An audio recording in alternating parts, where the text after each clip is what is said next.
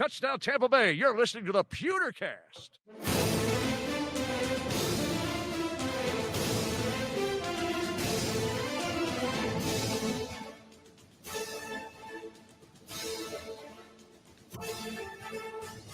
Welcome to the Pewtercast. I am Brent Allen, your host, joined as always by my good friend, longtime podcasting partner, Ren Goldenfinch Daxt. Ren, what's going on out there, pal? You so ruined it. I was going to wait till you introduced me, and I was going to be like, hey, wait, do you hear that? It sounds like two finches fighting.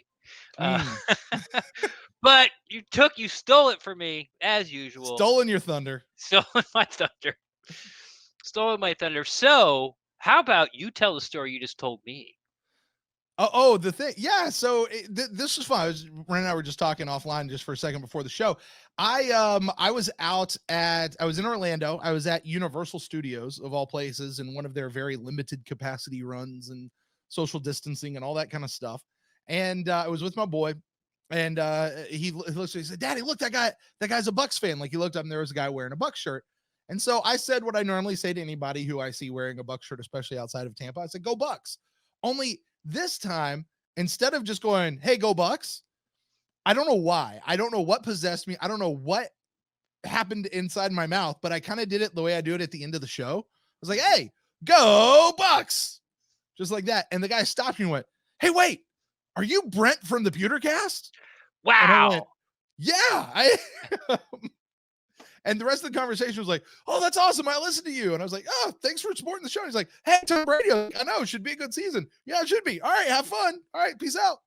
And that was it. Famous. Yeah. You're being now known for your catchphrase.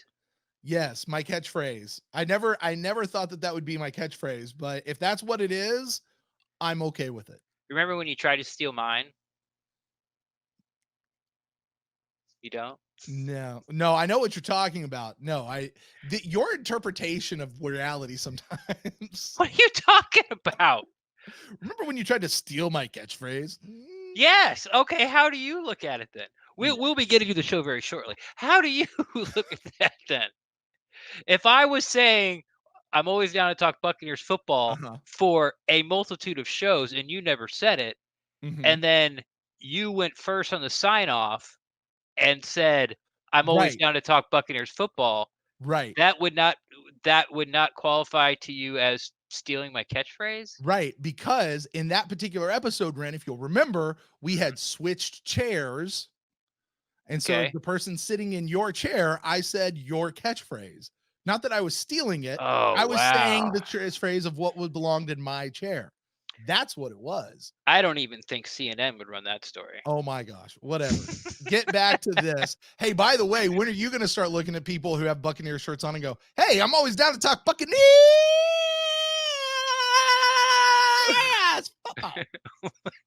Well, I want you to start saying that while you're walking through the mall. You can want whatever you want. Every time somebody wearing a Buck shirt in St. Pete. Well, I'm going to stand out in front of fanatics, and every time somebody walks in. Every time somebody walks out with new gear that they just bought. Hey, Buccaneers! Like, give them the fingers, like the 6 shooters. Double gun in it. Double gun, like put like 15 holes in a Buccaneers football. I think I would get to about the 4th person and then I'd be escorted out. So can we please set up a hidden camera? Because I want to look how many does it take for Ren to get kicked out of the mall? Yeah, that's exactly what I need right now. Yeah. A masked, bald, white guy double gunning strangers in the mall. Yeah. What great optics. That'll be the headline too. Jesus. Bucks podcast host. I'll have to release a statement and all. He was never an employee of the Pewtercast. Yeah. He was just contracted. Like, I just took credit for all his downloads and would tell everyone to go to my website. But hey. Yeah. Doesn't represent us. Yeah. It didn't work us. I don't know what the hell you're talking about. Yeah. But anyway. It's funny. I was just thinking about that the other day. how freaking they handled that, and it's like, what? Like, what are you talking about? Yeah. Anyway, that's You that's took so all the funny. ad revenue, though, didn't you? Mm. Hey, speaking of which, Yes. listen, did you guys out there know that not only can you listen to this show on the podcast feed that you're listening to it on now, you can also watch us on YouTube. That's right. We have put up the live recordings of our videos over on YouTube where you can catch all the stuff that gets cut out of the show. You can also catch some of the behind the scenes stuff, or sometimes just the scene that is behind Ren stuff happening. Wow. I had a set malfunction when we You were did. talking with Greg Auman, because we got Yes, Greg thank you Auman for on. transitioning into today's show, actually. Boom. That's called professionals right there. And hanging a lantern on it. Yeah. Hey, you said Greg Auman. Why is Greg joining us today, Ren? Well, because the NFL is trying to give the media the shaft, which we really talk about more at the end. They've come out with this tier system, tier 1, tier 2. At first, it was really scary, and not as health-wise, but about the amount of coverage that the teams were allowing reporters, and they were going to have to pool all the information. It has been slacked a little bit now, but we bring Greg on to talk about what they're going to have to go through, and more importantly, how that's going to change the coverage that you get from them during training camp and during the year. So we thought it was a really an important subject to talk about. It's only been out like for a few days, so we're getting it fresh and hot from someone who is respected and professional and tells you like it is. We got the right guy to explain it to us. Yeah, and he's going to be personally impacted by this. And as Ren said, really as the rest of us, because we depend on those guys for our Buccaneers coverage. And if they're limiting what that coverage can be, and we'll talk about all that with Greg here in the next segment as we get into all of that. So that is going to make a difference, and it could even affect how we hear about the team from the rest of the year as we figure out what this new thing looks like, this whole crazy new pandemic world. So that is what we have coming up for you guys today, right on the other side of this break. Right on the other side, this is what's happening on today's episode of the Pewtercast. Right on the other side. Right on the other side.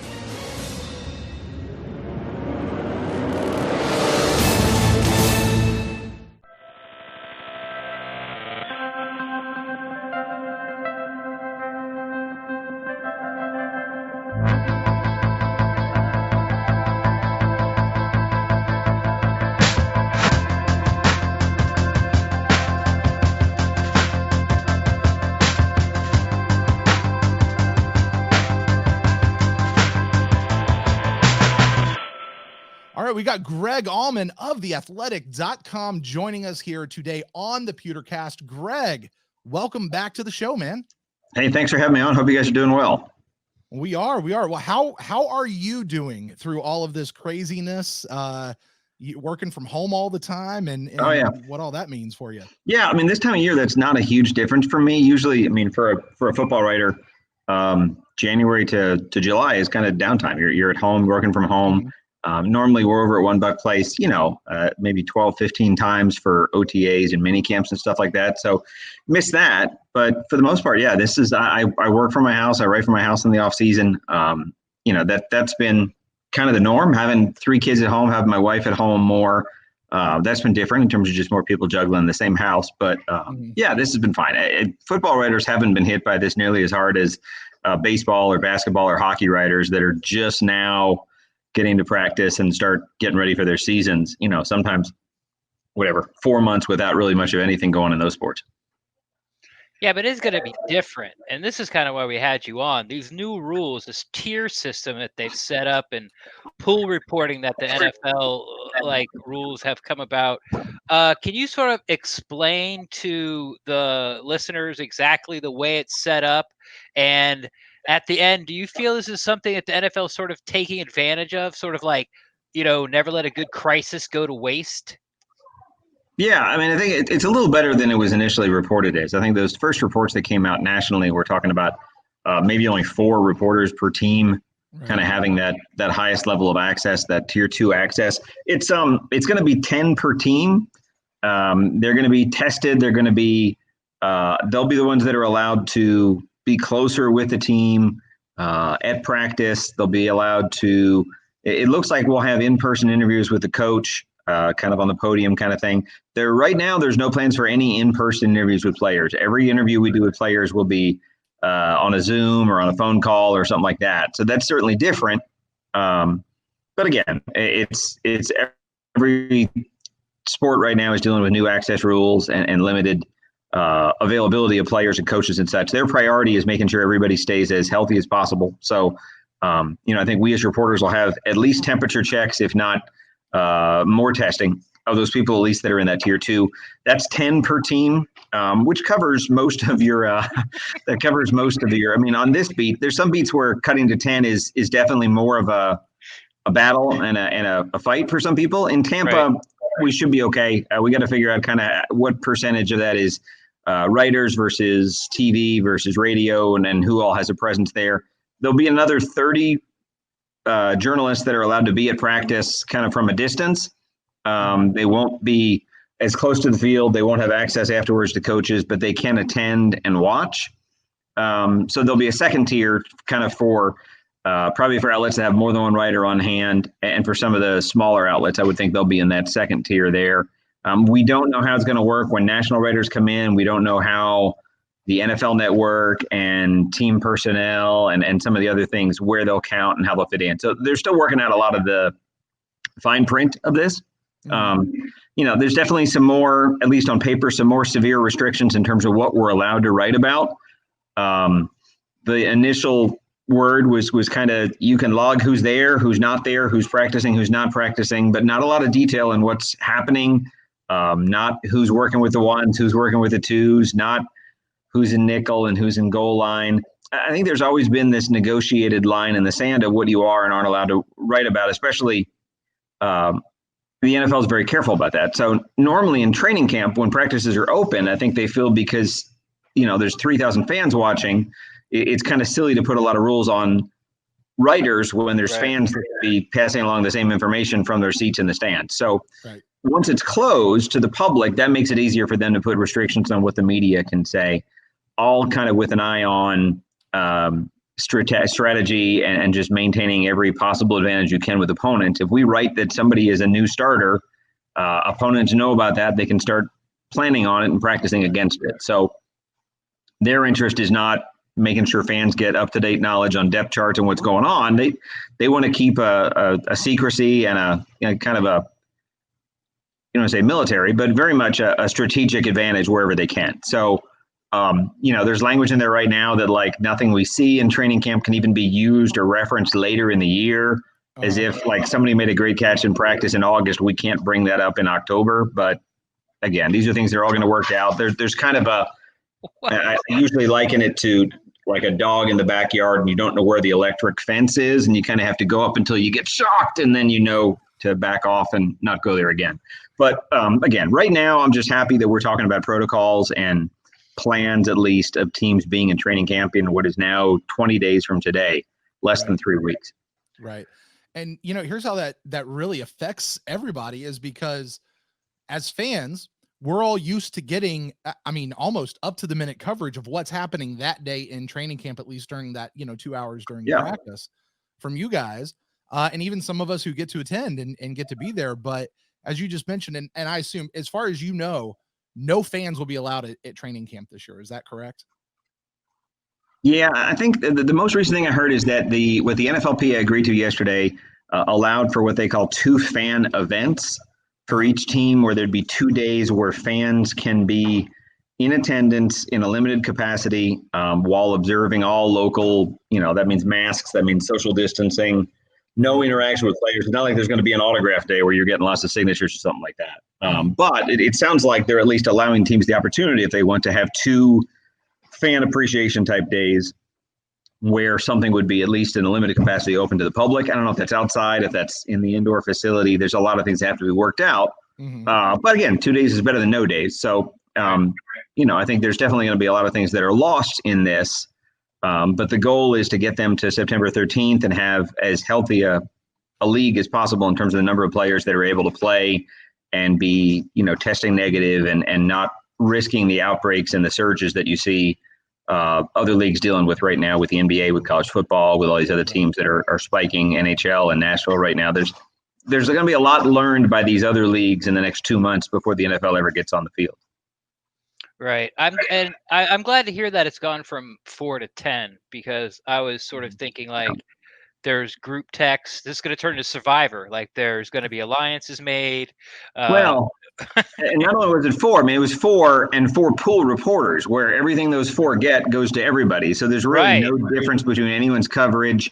Everything I know, I have to share. So it's a weird thing that way. So under circumstances, maybe that's all you'd have. But luckily, it looks like it's going to be 10 and each person kind of free to do what they want. I think the video might end up being pooled, that kind of thing. But information in terms of reporting, I think will still be left to each individual reporter.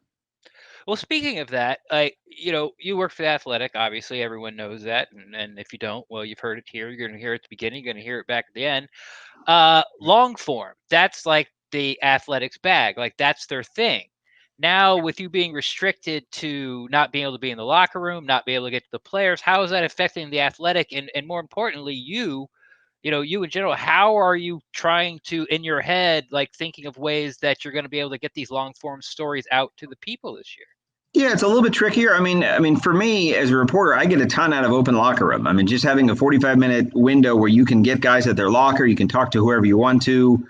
You might talk to 10 or 12 guys in a 45-minute period. So to lose that hurts, just in terms of how well you can be on top of the team and be checking in on stuff. And, that's the kind of thing where during the week you can catch up with guys who are meeting up with old teammates or going up against old teams or back to hometowns, and we'll lose a lot of that. So everything we do now is going to have to be requested and set up with a phone interview. It makes it harder to get multiple players for a story. Normally, if I write a feature on a player, I can get him and then I can go over and talk to 2 other guys from his position. I might be able to get his position coach. A lot of the stories we're writing for The Athletic, you're talking to 4 or 5 or 6 sources. So it'll be harder to do that. A lot of those stories, the people you're talking to as secondary sources aren't even on the team. You're talking to a dad or a fiance or a college coach or a high school coach, all these people that know the guy you're writing about but aren't necessarily in that locker room. So all those things are still available to us. It's harder. I mean, like I said, I'm writing twice and sometimes 3 times as long as I was in newspapers in terms of the number of words in a story. And to do that, you want to talk to more people. I had a story today that went up on the pirate ship where we had 10 sources in the story. I'm doing another story right now that'll probably have 10 or 12 sources in it. So it's harder to get these people. The logistics of our job are definitely more difficult because of coronavirus, but you still have to try and write them. I think we're all probably under the same restraints and restrictions that make it harder, but you have to keep trying, and hopefully there's a way to make things work even under more difficult circumstances. All right, I have one about the team. This will be the last one from you, and thank you so much for carving out some time for us tonight. No problem. It's a little bit on the morbid side, okay? Okay. This is like, God forbid, last case scenario, but BA, he's cancer survivor, so that puts him at high risk. His age was at high risk. I'm not exactly sure how much he weighs, but I would be willing to say that it elevates his risk. If, God forbid, the worst part happens, BA, let's just say, put it this way, that he can no longer continue to coach the team. Do you think that the organization has a plan in place? And if it was your decision, who would you pick to fill in BA's shoes? It's a good question. I did one like 15 minutes ago. Someone asked the same question. I think Bruce had some comments to the Times this week, talked to Rick Stroud, and brought up that he's planning on kind of, coaching with a mask and a shield right now. I mean, he's going to take the extra precautions that you should if you're 67. And like you said, putting yourself kind of in a higher risk group than a lot of the coaches in the league. At 67, he's the 3rd oldest coach in the NFL. Only Pete Carroll and Bill Belichick are older. Like you said, he's got a lot of assistants that have been with him for 30 years. Clyde Christensen and Rick Christoffel and like you said, Dave Rapone. Tom Moore is 81 years old and is not about to let coronavirus keep him from coaching at all. But you want to be careful. If these guys were to test positive for any reason, like you said, they're at a much more serious risk than the players or most of the coaches in this league. So I think they'll be very careful. I think Bruce mentioned to Rick Stroud that he wants to have bigger team meetings in the auditorium where he's up on stage and players are down in chairs and there's some distancing between him and them. I think he'll be very careful. Again, I don't think it's really in play that he wasn't coaching. But, I mean, you asked, do they have contingencies in place? Is there someone who would take over as head coach, someone who would take over the offensive game plan and stuff like that? Yes. I mean, first of all, he's had multiple times in his career where he's missed time because of illness, whether it's missing a practice or missing a game. So I think those contingencies were probably in place as soon as he took the job. I would think that the easiest answer is that Todd Bowles, having been a head coach, would be if something happened, and again, we're just speaking in hypotheticals here, but if something happened where Bruce had to step away from the team, Todd Bowles has been a head coach in the NFL for 4 years, so he's logically the most obvious person that would step in. Byron Leftwich is already the play caller, so it wouldn't change as much on offense. But yeah, they're going to have everything in place for any of those coaches having to step out. Because, if you get a positive test, whether you're Byron Leftwich, who's 40, or an offensive coach who's 65 years old, you're going to be quarantined. You're going to be taken away from the team. Right. I would think there's now an understudy at every position. If Kevin Garber gets hurt, Antoine Randall L, as the assistant receivers coach, is going to step up. If Gilbert gets sick as the offensive line coach, I think Harold Goodwin probably steps in. They have some redundancy, and there's generally 2 people in every position room to where you can handle a single loss. Now, if you lose 2 coaches, now you're scrambling more and you have to figure out some other way to do it. All these NFL teams are working out these models right now. If we lose this person, how do we adjust the staff to get the team ready? It's just like, you have that next man up mentality with players and injury, and you just have to do the same thing and extrapolate that to the coaches and the chance of illness.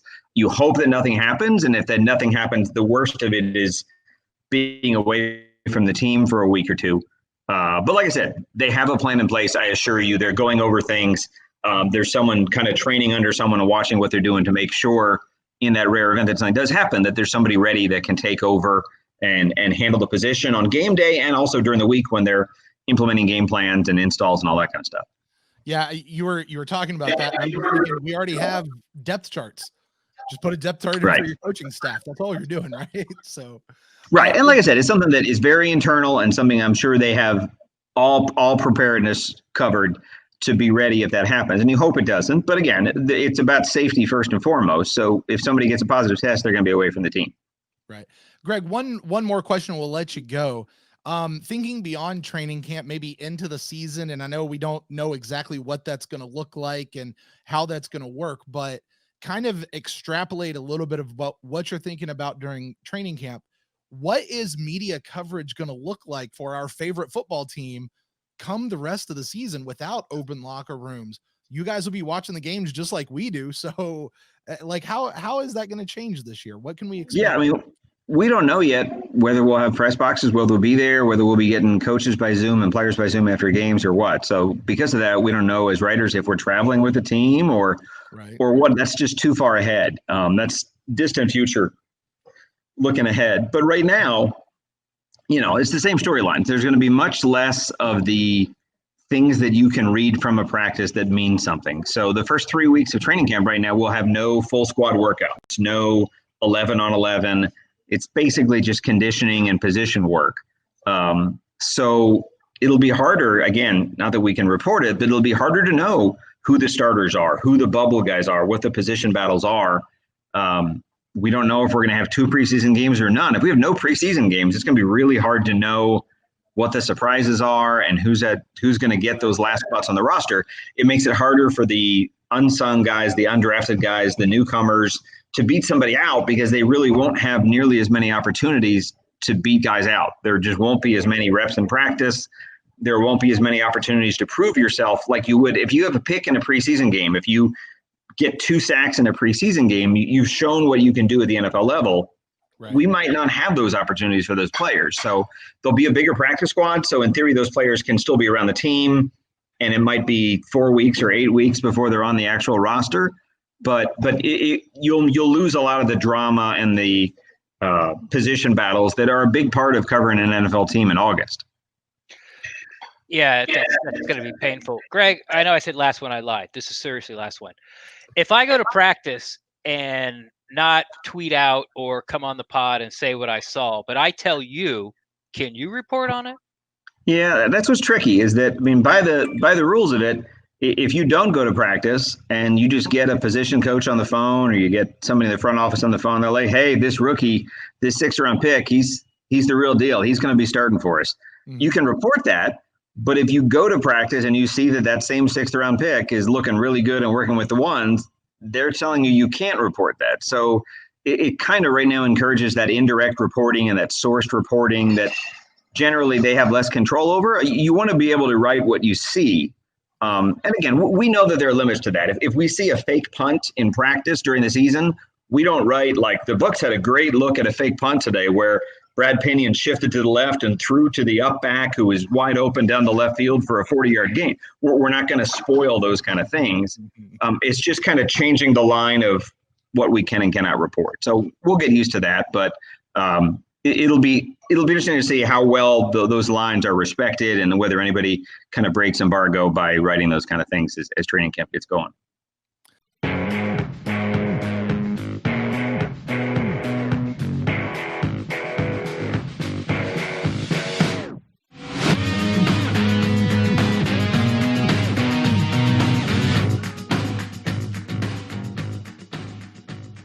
All right, well, that was Greg Auman of theathletic.com. You guys make sure you go over there, check out all of his work, subscribe, all those things. Ren, Greg talking to us about how the new media rules are going to affect the coverage that we're to expect this year coming out of camp. It is not going to be the same this year as it's been in past years. No, and I Greg didn't say it, even though I tried to get him to say it. Because he's a professional. Right. I almost wish like Greg was great because what we wanted to do was get sort of the nuts and bolts, the ABCs out to what Buck fans can expect, right? Because it matters. It definitely. Yeah, go ahead. Yeah, it definitely. Yeah, it matters. It definitely matters because we are used to, and I was the person who did it a lot. That was the reason I went to training camp was to, hey, Sean Murphy Bunting starting at nickel. Hey, Antonio Winfield's playing with the first team defense at safety. Mm-hmm. Hey, this is the first person coming on the field in the interior defensive line. Hey, like these are the people that are back catching punts. Right. Those are the things that people who can't watch practice want to know. Exactly. And now I think it's a little bit of, well, we're going to have to change these things for player safety and your safety. But while we're changing that, we're going to change this too because we've always wanted to do this. Well, you're absolutely right about that because I can remember having conversations with maybe Greg himself, definitely Scott and Mark Cook over at Pewter Report. I know Trevor when he was there. I remember having conversations with even with the guys at Joe Bucks Fan about how what they are allowed to report on changed when fans really started being able to come to practices like en masse, because kind of as Greg even alluded to, if people are there, they're going to be seeing it and talking about it anyway. Right. So they're going to be able just to throw stuff out there, but they really always, like they were talking about how the media guys were saying they really want us to not do stuff. Cause if like when they go into the season, when fans aren't allowed, like the media guys only get to go for the first like 20 minutes or something.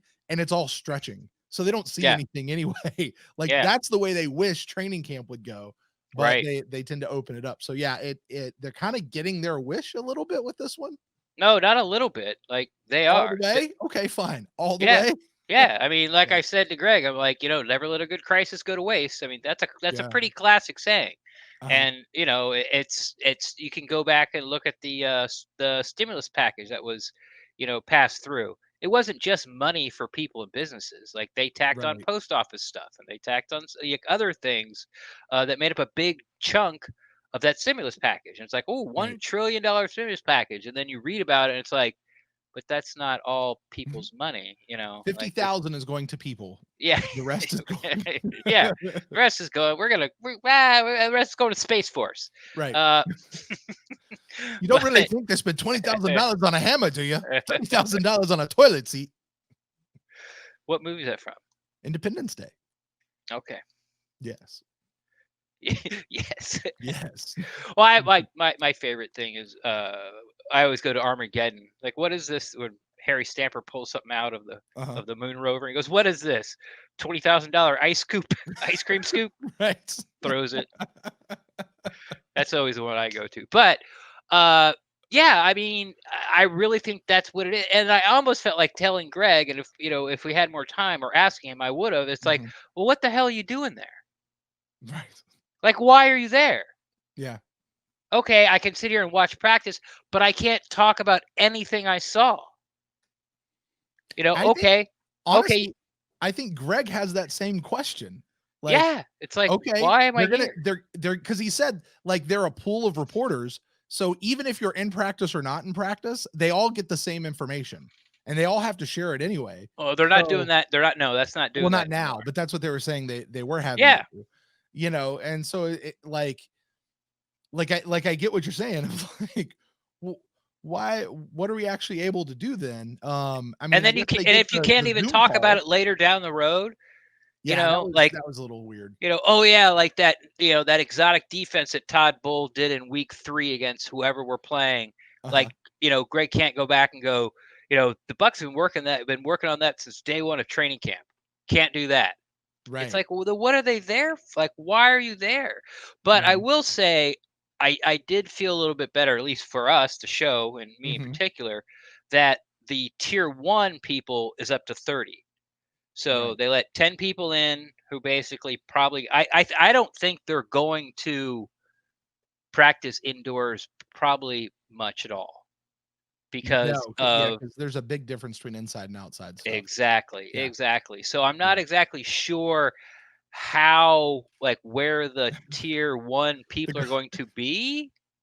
That's where you imagine the Glazers just standing in their glass office looking out over the practice fields, and in the distance they see that however many millions of dollars facility outdoor or indoor practice field they just built. Yeah. Like, yeah, they just use it to house meat now. Like, right. Yeah. Because they can get real cold in there. Yeah. The ice cream's melting. Put it in the Get over there. Yeah. Take an indoor practice facility. So I mean, it's going to be interesting, but I was, like I said, really happy to hear that there's going to pool of like 20 people that are on the tier 1 because when they first announced Tom Brady was coming, the pessimist in me said, oh well, we're out.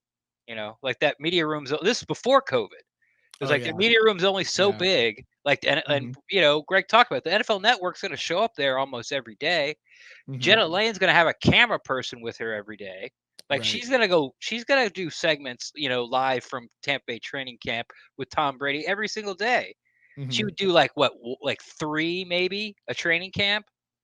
Yeah, it's going to be every day. So now I got to make room for Jenna. Now you got to make room for a cameraman. NFL Network, Fox Sports, ESPN, like all these people were going to be there, and the media room is only so big. And I'm like, okay, we're out, but this at least helps us a little bit. But then I'm like, well, why should I go? Because I can watch practice, but I can't report on it, and I can't go and have be in the coaches scrum at the end of practice.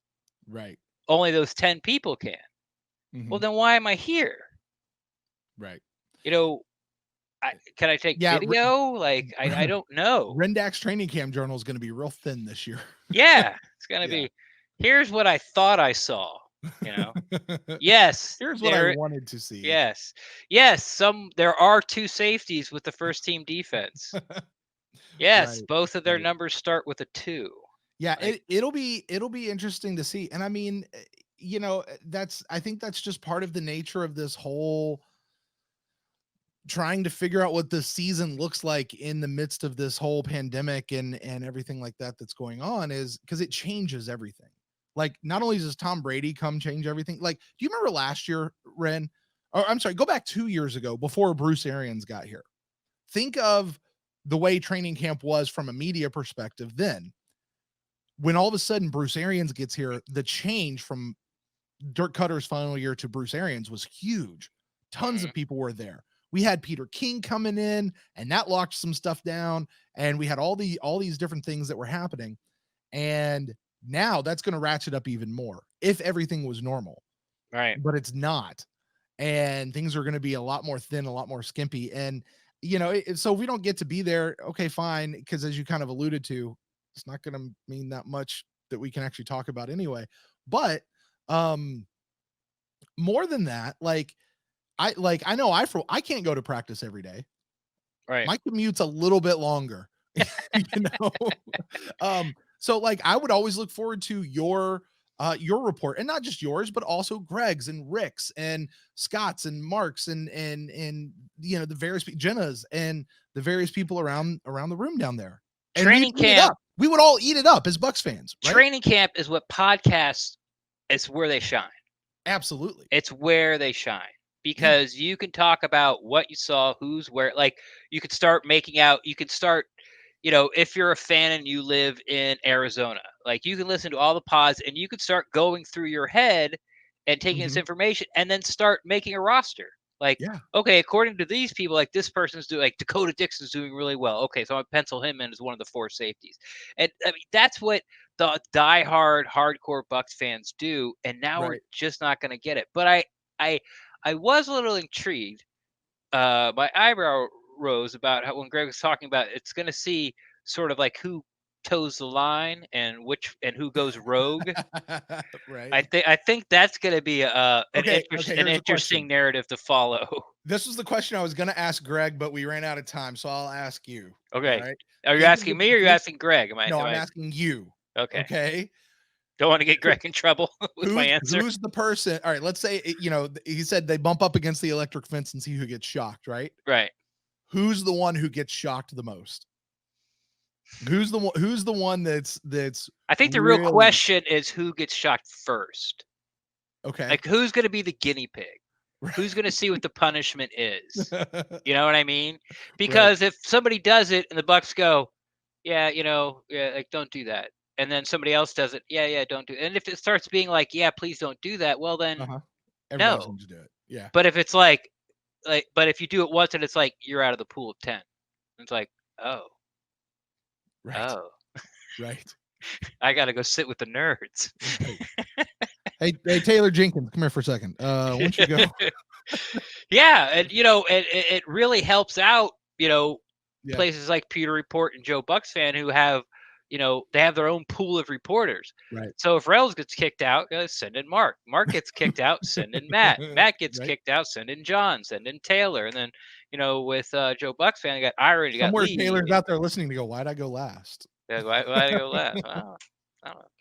Because you suspended from the last podcast. That's why. So, I'm going to, without being able to know, I mean, I guess I will be able to know if, we get some of those tier 1 days, I will be able to know.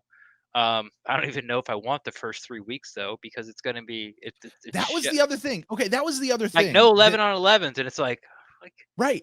And here's what we know. Like, the first 3 days. Yeah. The first 3 days of practice are like, okay, super interesting. And then for after that, for a day.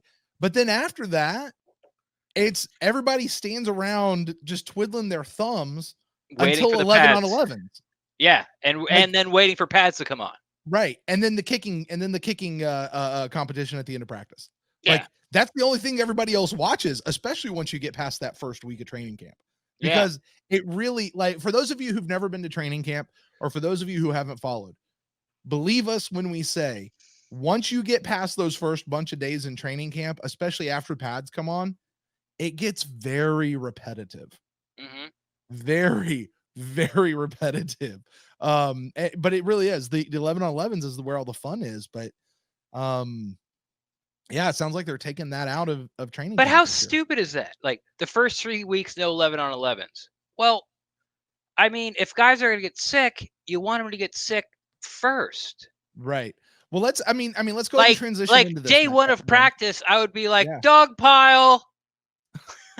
You're that mother in Appalachia who, like, when one kid gets the measles, all right, everybody into the same room. Yeah. You're all gonna get it together. Yes. Get it over with.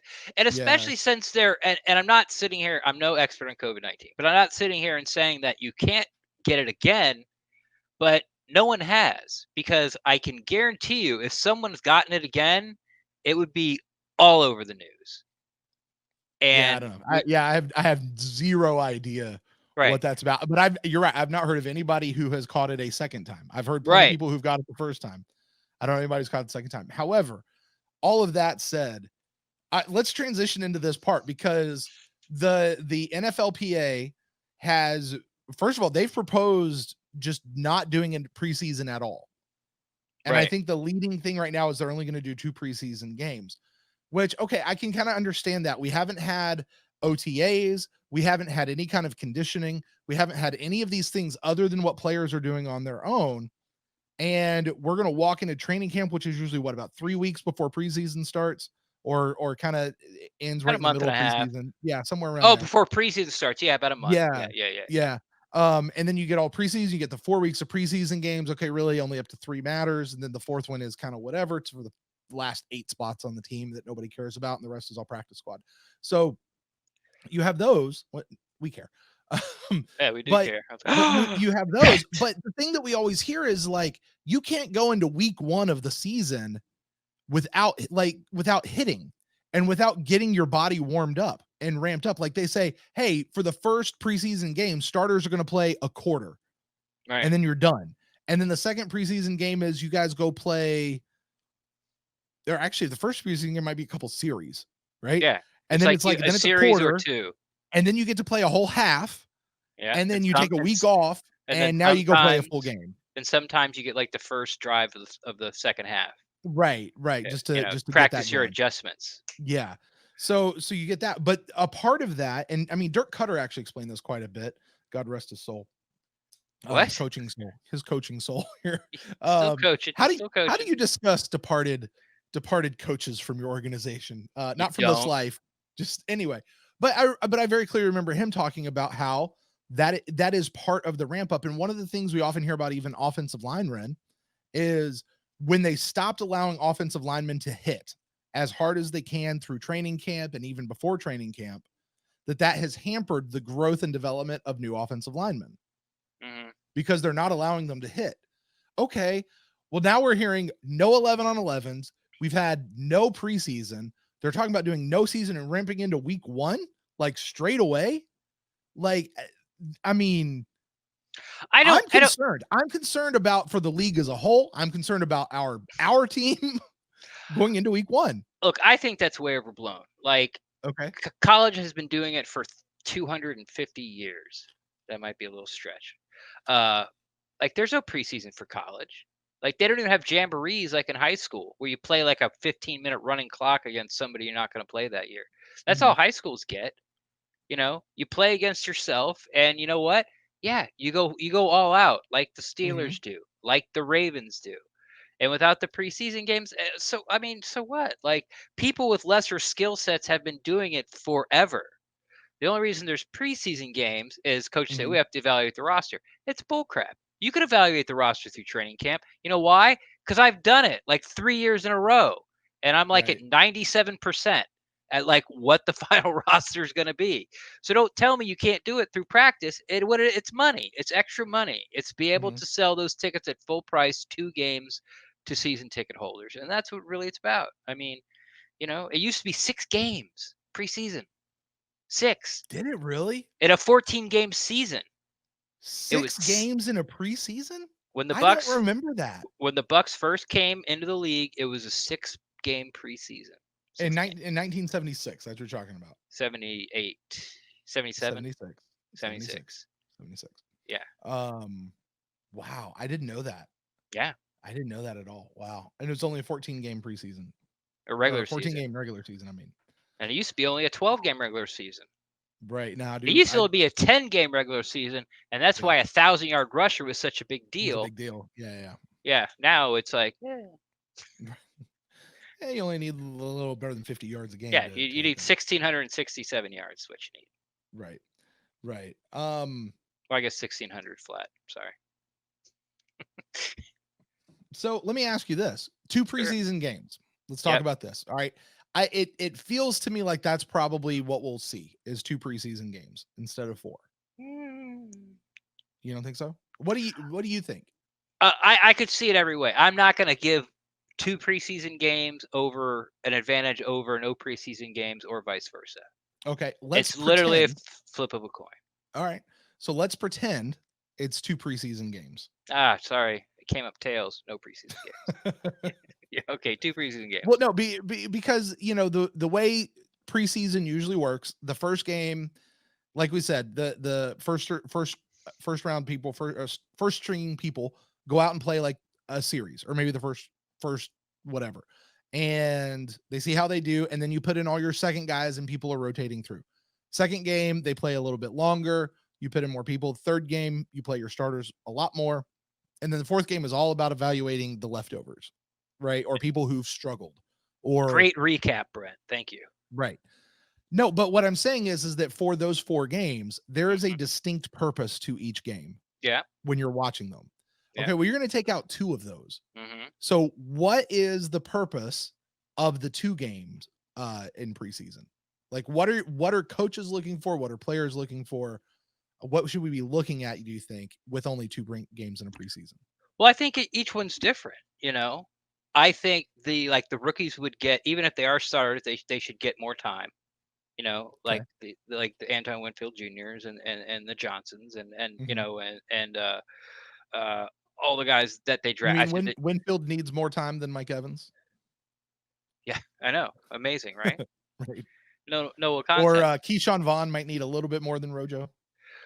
Right. I mean, and I think it's up to the coaching staff about who they want to see. If they want to, I guess the most generic way I would look at it would be starters first half of first half the first game, 1 quarter of the second game, and then like you said, the second string, and then rotate in. By the end of both games, you got the guys that are fighting for the last few spots on the roster. That's how I would do it. But you got Tom Brady. I mean, Sean McVay for the Rams, he barely plays any of his starters, if at all. Like Goff didn't play, Gurley didn't play a preseason, like none. We've seen that a lot more. That the starters don't play much in the preseason hardly anymore for resting, or they want to not risk injury to him. Yeah, they don't want him to get injured. Like he doesn't he gets all the reps he needs in practice. Like, why am I putting out here? Right. He knows what he's doing. He's fine. Yeah, exactly. Right. It's like Brady's been in the league 20 years. He knows what a nickel defense looks like. Right. All right, Ren. So with that, let's talk about kind of one of your favorite subjects. One of your favorite subjects. And Greg kind of touched on this back when we were talking to him. Fewer preseason games, fewer snaps, fewer opportunities for these bubble players. Right. For these players who may not, who might have actually had a chance to make a roster. Think of like a Tanner Hudson from last year, who just shone in the preseason. Probably wouldn't have seen that if there wouldn't. Well, there's no way we would have seen that if there wouldn't been a preseason. Maybe in practice, but whatever. What that says to me, though, is that there is an even bigger need now, and I know you would agree with this. There's an even bigger need now for the NFL to begin to develop some sort of minor league system, some sort of development system. There's been the AAF, there's been the XFL, there's been all of these things that have tried to survive as an independent entity. The World League. Right. Don't even remember that one, but cool. The World League? That was actually NFL, but it was all in Europe. I remember the NFL Europe. Yeah, I remember that. Oh, yeah, and then it was NFL Europe, and then they changed it to the World League. I don't remember the World League. Or maybe no, it's the same league. They just changed the name. Oh, they just changed it. During its lifetime. No. Is it done? It's done. No. It lasted. It went like 6 years. Something like I was gonna say, I felt like it went a while. And there were people who came out of that and did well. Yeah. Kurt Warner. I think so. He was one of the guys Frankfurt Galaxy, I believe. He was a Frankfurt Galaxian. Right. So point being is it works. To have a developmental league works. Maybe not one that's trying to run independently of the NFL. The NFL may need to look at it as a loss leader or something of that nature. They've got enough money. But I think we can safely agree it is time for the NFL to implement their own minor league system. Yeah. I have no question. I just know this is a topic that you like to talk about. Yeah. Well, I mean, it's, the NFL likes to be the only game in town, as do all sports, but the NFL sort of has, written the blueprint of being a year-round sport where it constantly gets media coverage. And for only now 15 weeks a year. yeah, now that you've seen like the AAF that was doing fine, it Yep. just didn't have any money, you know. Right. So it was doomed from the start. It didn't matter if they sold out every single game that they played, they still didn't have the money to continue. Mhm. Then we saw the XFL who were, they were saying like we can go 2 years without making a dime. We have the money. So that was exciting and it started off and, Mhm. the brand of football, I thought the AAF was better as far as I actual agree. actual football. Yeah, like I agree. yeah, the Yeah. XFL like they didn't have the QBs. Right. They were kind of like none of them were that good. Remember, Mhm. like people were like, who was the guy from the DC Defenders? And he threw like 4 touchdowns in game 1, and they're like, "Oh, bring him!" Like like Bucks fans were clamoring for him. It's like you got to be kidding me. But anyway, Mhm. I regress. So it's time for the NFL to step up and do this, and a lot of things. One, like you said, like they're expanding uh, the practice roster. Mhm. So not only because of COVID, but because it's a good idea where you can get these players development. There are certain positions in the league that development is very hindering, and it's being hindered because the amount you can work them in the CBA. Right. Also, sort of like the more popular run and gun spread offenses are running now a lot in college, even though that is coming to the NFL. It does hinder. Like you can't necessarily be like a right tackle from Oklahoma and come and fit right in with the Ravens. Like you're gonna Right. have to learn how to run block and pull, Mhm. things like that. Mhm. So, I think the NFL now sees, at least I do, I see that a spring league or different league, or minor league, Mhm. it can be fine. It will not lose you money. Mhm. It'll get eyeballs. You can get a TV contract. So with players being able to, especially the offensive line, defensive line, cornerbacks, uh, quarterbacks, be able to develop these players, plus uh, all these problems that it's perceived the NFL has, and some of them are, and I don't want to say perceived that they don't actually are there. I just don't really know the numbers and about how loudly some people yell about them. I'm just not sure if it equates to how big the problem is. But minority coaches, minority coordinators, women Mhm. in football, like you could make it a mandate that you have 4 women on your staff, Right. and it could be anywhere from social media to team reporter to defensive line coach like the Bucks have, strength and conditioning coach like the Bucks have. Like it could be anywhere. And the same thing with minorities, with not only just black coaches, but Latino coaches or any other type Right. of person of color that feels that like they're or the NFL feels are being not represented enough in the higher up positions in the NFL, and they can mandate that because it's their league and it's a Mhm. minor league, and people will look at it as a good thing, and they won't, and the people who are against it, you know, won't really. They And don't what I care mean by because the honestly. yeah, because it's minor league, they don't care. And those and people have a chance, and not just people of color or that, but anyone really has a chance to prove their worth, prove their grit in Yeah, that league. I mean, because they can come up just as the players can. yeah, and And it'd yeah. be a lot easier to jump from like maybe you're a high school coach that's won like 6 out of 8 state championships, Mhm. in a big, and it doesn't have to be a big football state, but you don't want to go to college and be like, I want to be the third offensive quarterbacks coach, or I don't want to drag the Right. dummies around. But you could go into this because maybe like you're 54, 55, and you Mhm. don't really have the time to sort of climb the college ranks. It's just more opportunity for more people. And what you do is you set the salaries at a livable wage, but nothing crazy, Mhm. and you cap it for coaches, and you cap Which, it for just everybody. for the record, the AAF, and I don't know what the XFL was, but I know the AAF, their player contracts were the same for every player, no matter Yeah, what position you played. And I think it was 75 grand a year. yeah, Like that was it. 75 yep. grand a year to come play ball for the AAF. I don't know what their coaches' salaries were, but can't imagine that they're super big at all. Um, so that's doable. That's in a league in a league that owns a day of the week, in a league that got a bonus at the end of the year It owns that 2 covered every team's salary cap. Yeah, I know. Was it Right? what is that? I was thinking about the other it was like $157 million. What No. was it? No. No, the team salary caps are up at 100, aren't they at like they're like 190 almost 200 million dollars But you're a talking about year. the NFL just went, "Oh, look, we found this money," and Yeah, divided it up. was like $8 billion in extra money from the TV contract. Yeah. And when they Oh, divided that out by 32 teams, because in the NFL, all 32 teams split TV contracts evenly, no right. matter who they are, it was about $200 million per team. And however the math on that works, but basically the teams got their salary cap covered for that year Yeah. in Oh, bonus money. I So I found this change in my couch. right. So the teams can definitely afford it. The teams can make it happen. I know there are lots of other costs that go to it, but quite honestly, here's what I don't need. You want to invite fans to come out, you want to let people come watch, that's fine. You don't have to play this in your big stadiums. You can because the stadium's No. there, but don't.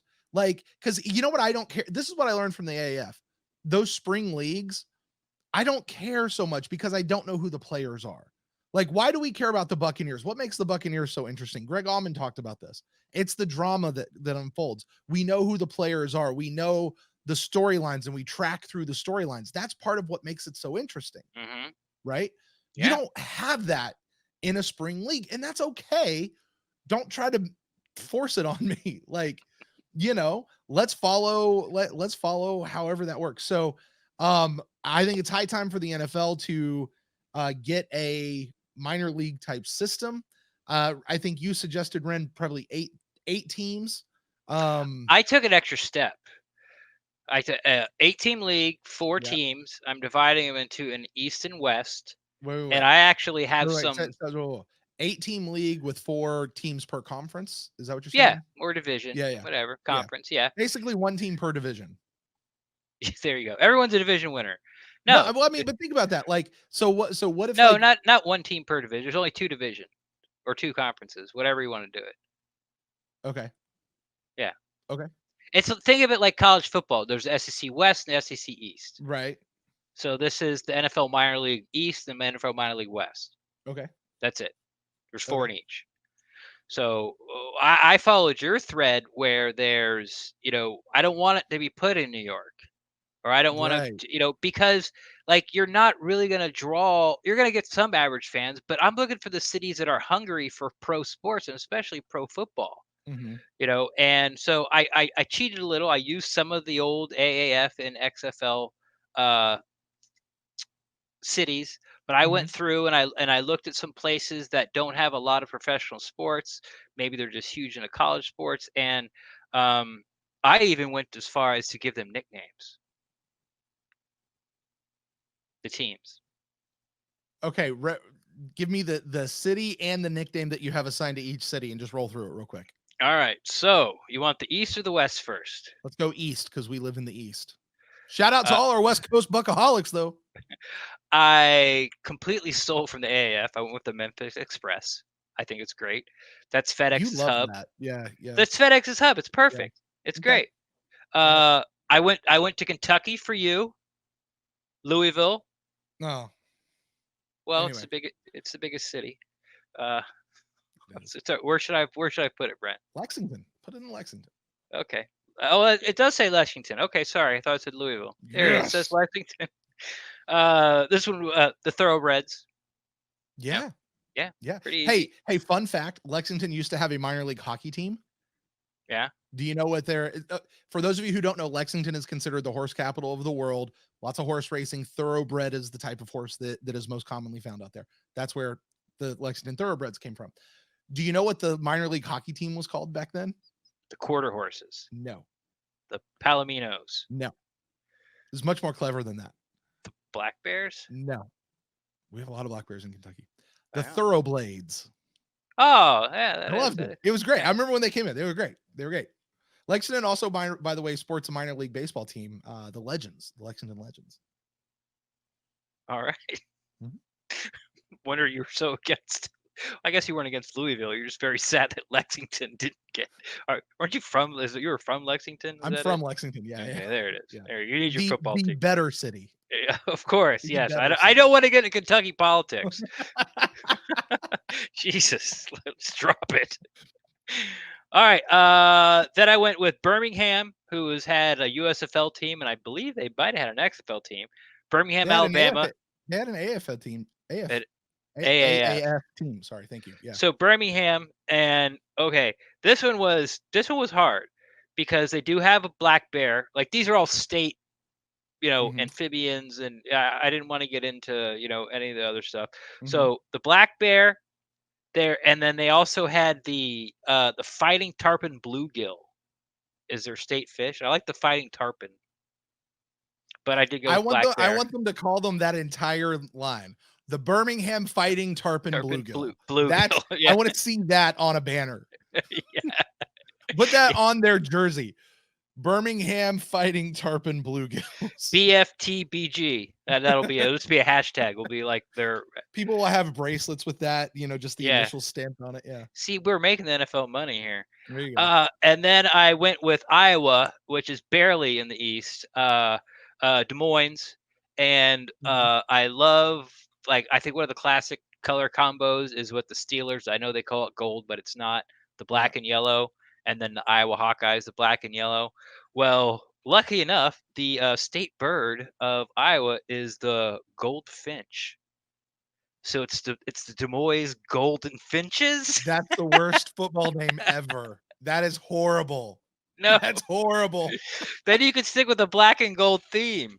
Okay. All right. Keep going. All right. I'm with you. I feel you. That's just a horror. That is. That's pretty bad. Finches. Yeah. The golden finch. They're going to get out in the stadium. Tweet, tweet, tweet, tweet, tweet. Yeah. You're right. You're ruining it. All right. I went with Oklahoma City. This is the West. Uh-oh. I went with Oklahoma City because they support their basketball team great, and that's the only pro team they have. Okay. And the official amphibian of Oklahoma City is the bullfrog of Oklahoma. It's the bullfrog. That's still better than the golden finches. I know. I agree. Portland only has basketball. They don't really have hockey. They don't have any of the other major sports. Portland, Oregon, of course, the Trailblazers. But because I need someone way out west, and the official crustacean of the state of Oregon is the lobster. No, that's over in Maine. The shallot. No, that's the opposite. The oyster. Okay. It's not a crustacean. Either it's a shallot or a scallop. Scallop. That's what I was thinking of. Yeah, scallop. I know. Shallot. What's the official crustacean of Oregon? The onion. It's the Dungeness crabs. Now it's a pretty weak name. That's kind of baller. I could dig that one. You like that one? That's more like a because crabs. Like these are the best thing about minor league hockey and minor league baseball are the quirky names. Yeah. The Golden Finch. The Montgomery Biscuits. Yeah, the Montgomery Biscuits. They're also we have in Jacksonville. They're actually the Sea Biscuits. Are they really? Yeah, but their logo is actually like a biscuit. Yeah, like a Pillsbury golden flaky biscuit with a pat of butter on it. Right. But their official name is the Sea Biscuits. Right. Do you know what ours is here in Jacksonville? Oh, the Jacks. Jacksonville Jack. No, the jumbo shrimp. There you go. Do you know why? No, Brent, I don't. Because Jacksonville apparently was the birthplace of the shrimping industry. Carry on. I don't believe that.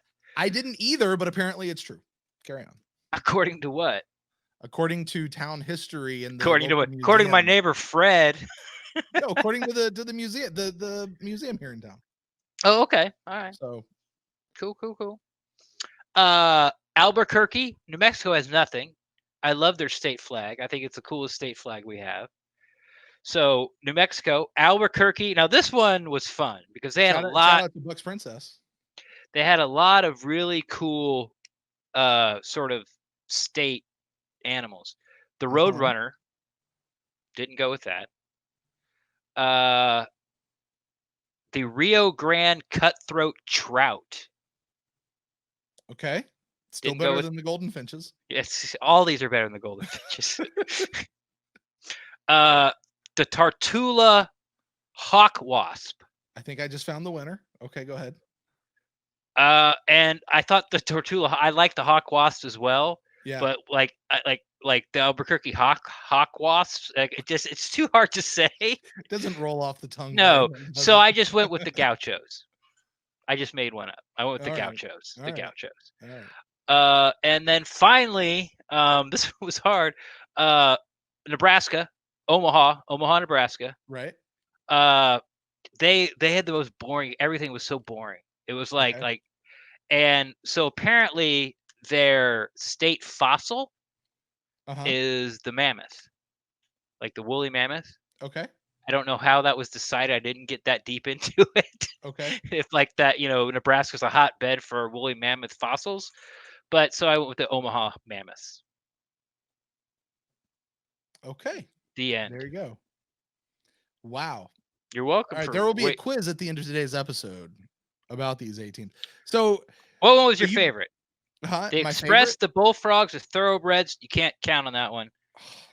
Dungeness Crab, the Gauchos, the Mammoths, the Black Bears, or the Goldfinch. The goldfinch. You're the worst. No, truthfully I for resign. me, I resign. I've got an opening here for new co-host of the Pewtercast. Good luck. Right. Okay. All right. So all of that said, Yes. they should do it. They need to implement it. It's high time. What was your favorite? Honestly, it was Lexington Thoroughbreds. I really did. Yeah. I like that one a lot. And that's not just being a homer. Like that's No, it is big. legitimately. It's No, because it legitimately I think is the best one on the list. I really do. Why? I really Because I'm from there. no, because it's I like it. Right. Anyway, Right.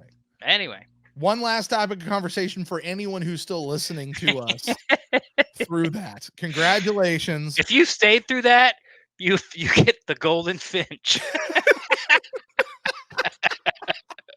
It's the new award for the Pewties, is what it is. Yeah, the golden finch. It's like the Dundee part. Like, remember year one when we gave like a The disappointing? Razzies, the bad ones, yeah. Remember yeah. we gave the most disappointing, and you Right. actually made a trophy for him and sent it to. Did you send it to him? No, I did not make a trophy and send it for them. I only did the Okay. good ones. It was for Doug Martin for the most disappointing buck. most disappointing, yeah. Yeah. it was most disappointing.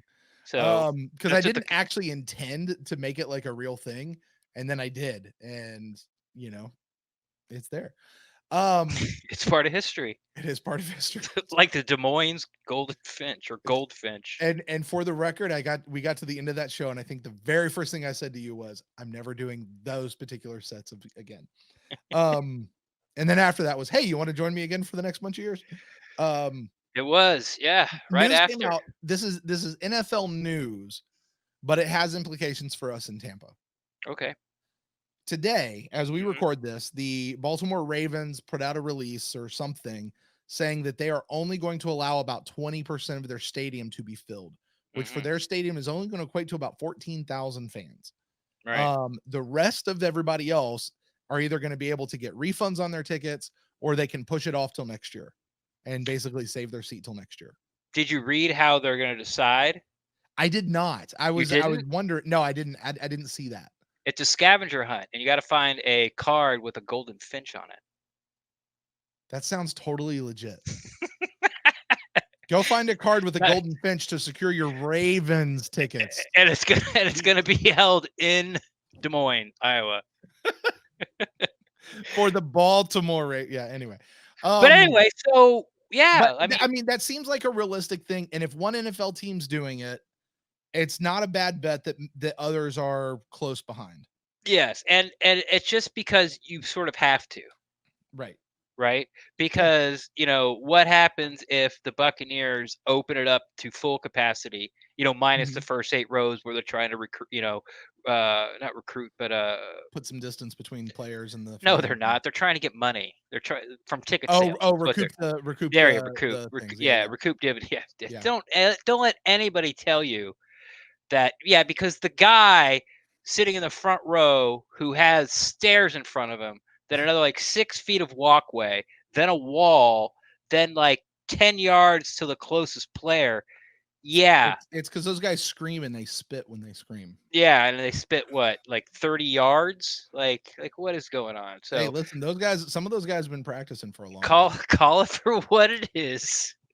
It is a money grab. And I don't have a problem with it, but don't lie to me. Like, There you go. I've said All it right. hundreds of times.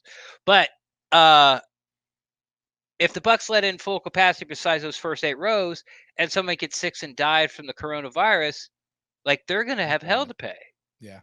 So everyone's just going to have to fall in line. And, I like it. And kudos to the Ravens for having the balls to be the first, team to come out there and go, hey, this is what we're doing. Mm-hmm. But Now, I will be very interested to see about how they divvy it up. Mm-hmm. Is it going to be, is it going to even fill up? Mm-hmm. Like, are they still going to have like spaces available all year long? Enough people are going to want to go out and do it. And are they going to make those people sign a waiver? I think absolutely those people are going to sign a waiver. That's not a doubt in my mind. They will do they'll go through the full temperature checks, and they'll do masks, and they'll do social distancing, and they'll do all those things, which is what we're seeing the theme parks do, is what we're seeing all these things do. And we know how well that's working in Florida, but we're going to see that across the league. I don't see how the teams don't do something like this outside of just closing the stadium to all fans. But I don't see how they allow, because there's the, as you say, there's, first of all, who's actually going to show up to these games? Well, a lot of people probably still would show up to the games anyway. I'm with tickets. I got tickets, and I'd probably show up to more than half, I would say, especially since I paid for them this year. But have you heard anything about what the Bucs are going to do? Because some things are starting to leak out. Some organizations are like, it's like, and it's like you get a credit. I think it's most people are trying to feed the customers is that we'll give you credit towards next year's season tickets. Yeah, that's pretty much what they're saying. Now, here's the thing: as a customer, I don't want a credit towards next year's season tickets, because what that tells me is, hey, you can jack up the price one way or the other. You could jack up the price next year and then apply my credit, and now I have to pay the difference. No. I paid for tickets. I want you to. This is what I want as a customer. You didn't deliver. Yeah, you didn't deliver. I have tickets for next year. But it wasn't my fault. Or you can give me a refund. Doesn't care. I don't care. If I'm driving from Jacksonville and the traffic is so bad I missed the game, and I come to you for a refund, what are you going to tell me? Right. First of all, it's not my fault you got in a traffic jam. Right. Now, first of all, I want to recognize the NFL is a private organization. They are private businesses. They can do whatever the Sam hell they want. True. As a consumer and a person who also owns their own business and all these kinds of things, I will speak on my personal opinion. The NFL has zero business. I mean, zero business raising ticket prices for next year, because they're still going to be recovering, trying to come back from whatever this is and getting people back into the stadiums. I just don't think they have any business raising ticket prices. And even still, it's just good customer service. You either give people their money back, or you say, we'll apply this to your tickets for next year, and your tickets are paid for next year. Right. And you're done. Yeah. And you don't have to worry about it.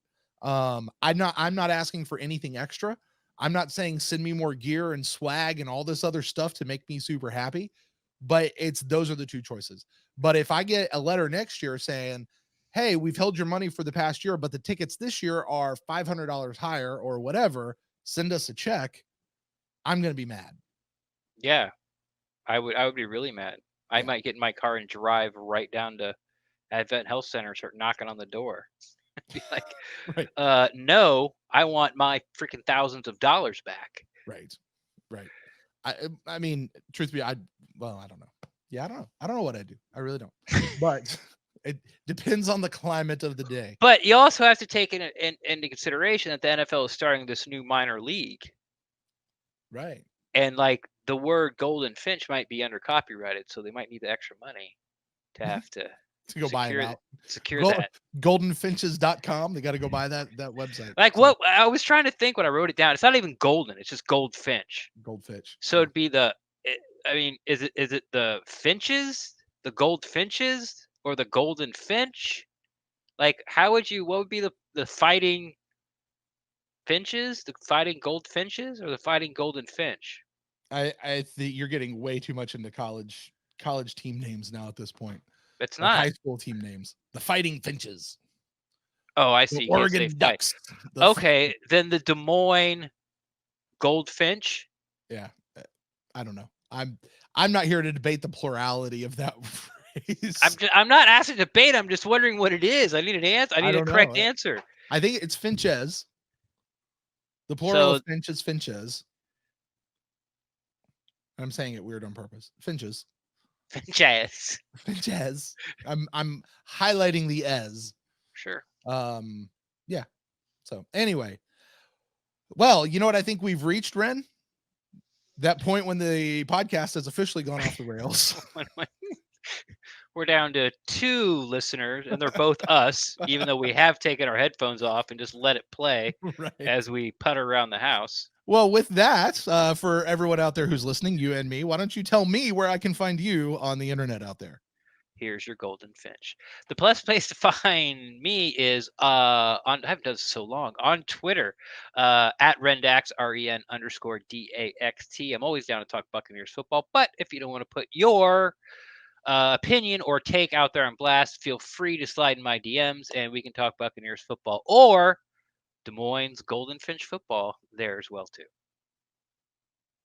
Be on the lookout also for Hey, Rendak's brand new podcast. I promise that I will not bring up the word gold. I feel like I'm Mark Cook, just like beating the crap out of a joke during a pod. Like people are just pissed at me now. Like, just shut the F up. I will never bring up Golden Finch ever again. Well, at least no, not for a while. Maybe like in a throwback episode. I'm gonna start bleeping it out. If you guys want to get in touch with me, you find me at Brent Allen Live across all the social medias, and the show is on Twitter, Facebook, and Instagram at the Pewtercast. Email us to thepewtercast@gmail.com. We would love to be able to talk with you there as well too.